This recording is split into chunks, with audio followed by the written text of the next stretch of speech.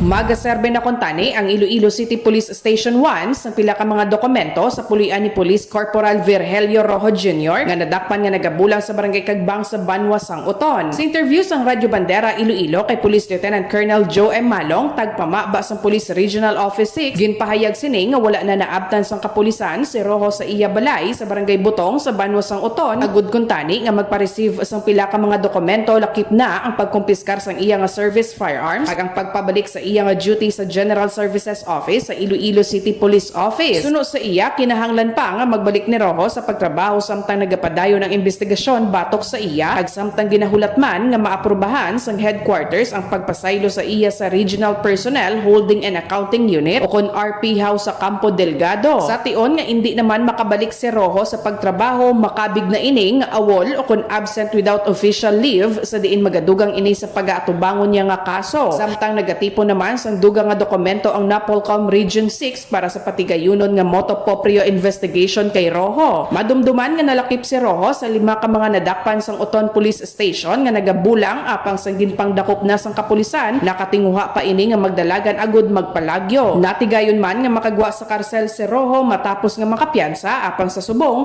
wala na ini nakabalik sa iya nga duty kag indi na mahibaluan kung sa diin ang iya nga lokasyon. Ini si Karen Badilla nagabandera sa matuod nga serbisyo publiko kag kalingawan sa Iloilo, Radyo Bandera.